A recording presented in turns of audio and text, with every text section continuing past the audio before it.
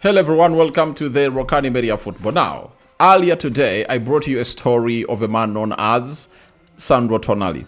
Sandro Tonali is a very good guy, and I'm really here to let you know that all he wants is really to obviously leave the side of Newcastle. Now, in his pursuit to leave the side of Newcastle, this guy known as Sandro Tonali looks like lots of teams are really raising up their hands to sign Sandro Tonali. But in the due course of obviously wanting to sign Sandro Tonali, obviously Tonali wants to go to any club and is keeping his options open. If you've been watching me in here, I've always come up here and obviously told you that I'm one of those who has hugely gone ahead to obviously criticize what this guy went ahead to do. And which guy am I talking about? I'm talking about a guy called what's his name? I'm talking about a guy called what's his name? Elliot Anderson. Elliot Anderson went ahead to put all his eggs in one basket and was like, I'm willing to go to Man City only. I cannot go to Manchester United.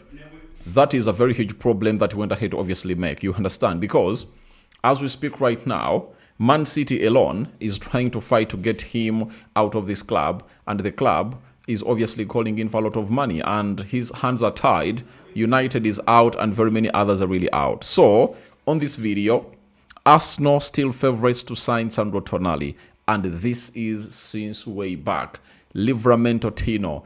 We might obviously talk a little bit about him and the lineups of France and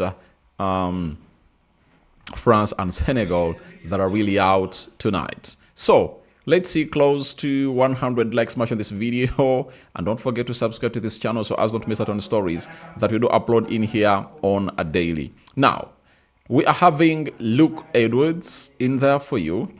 He has come up and told us the following. And who is he? He's a North football writer for BBC and podcaster.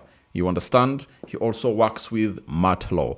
He has told us that earlier on, the two clubs mentioned as desirable destinations for Sandro Tonali this summer were Man City and Arsenal. Tottenham's interest is genuine. Manchester United have told Newcastle they'll not enter the race due to the overall cost, with an asking price around £100 million. So Man United out of the race, Spurs comes into the race, but the two clubs that were mentioned as the desirable destinations for Sandro Tonali were a club known as Man City and a club known as Arsenal. So Arsenal is all over the place, meaning that their interest in this guy is really genuine. Now, this is where everything has gone ahead to obviously go on to the levels that Arsenal are really favourites to obviously get this deal done and dusted. This guy tells us that Newcastle United have long viewed Arsenal as the favourites to sign Sandro Tonali and have reportedly been expecting a bid since January. There is also a belief that reports linking Tottenham with the midfielder could be an attempt to provoke a response from Arsenal. Obviously, I've talked about this, and I've said this on several occasions that it will be mad for Sandro Tonali to downplay Arsenal's interest and get to a club known as Tottenham Hotspur. Going to the wrong side of North London. That's what we can obviously describe it to be. His agent, if I'm his agent, I would rather keep him at Newcastle rather than going to Tottenham Hotspur. That is it. And I think that it is well stipulated outside there that Newcastle all along have been knowing that it's Arsenal that are obviously going to be the overall favourites to obviously get this deal done and dusted. You understand? And they do believe that everything that is being put outside there, it's all about benefiting this particular club known as Arsenal, to obviously wake them up that please don't sign the player at your own convenience. This player has to be sold, and we want money immediately to obviously reinforce our midfield and obviously get to know who they'll obviously be getting in better. And by the way, putting in £100 million for Sandro Tonali, that is 120 million euros, means that they're obviously going to be making a profit of 50 million euros because they bought him for 70 million euros from the side of AC Milan. When they bring him on, it's obviously very clear that they'll be making some huge amount of money. That's why they're going in for £100 million. Now, I think Arsenal are doing a delaying tactic. And Newcastle are like, all right, you are doing a delaying tactic. Let me obviously come for you. Let me come at you and obviously throw in a very huge bomber that the player is going to Tottenham Hotspur. You understand?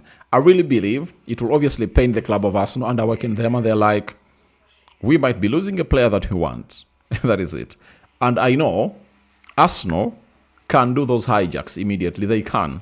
But the Andre Batha I know is a man of huge experience, and he has done more deals than these ones.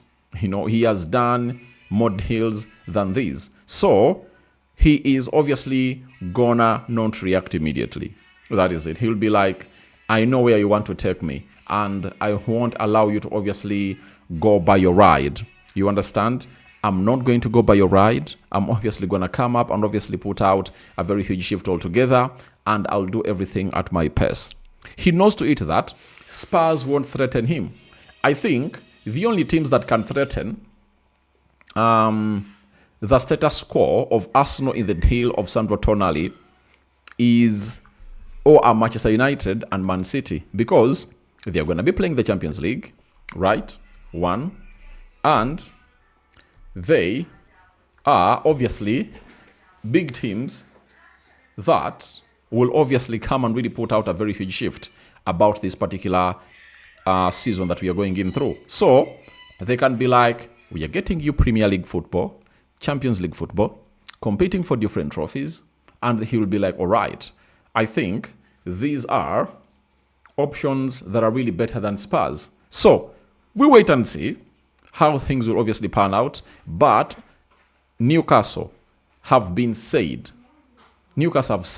all have been knowing that Arsenal have been favourites for this player since the January transfer window. And it shows you for how long they've been scouting Sandro Tonali for. That is it. So the decision is yet to be made by the club of Arsenal on whether they obviously go in hard for him or not. United out. They don't feel like this guy is worth £100 million. That is really very shocking, because I do believe that he's not an £80 million player. He is a very, very good player, I tell you. You understand? So we wait and see how things will obviously pan out. Let's head to the World Cup. France is obviously going to be playing a team known as Senegal today, and they're obviously starting their best game in here for you. And this is the starting 11 for the side of France. You understand? And it is as follows. Mignan in goal, Jules Koundé right back. The system is 4-2-3-1. Theo Hernandez left back. Saliba right-sided centre back. Dayot Upamecano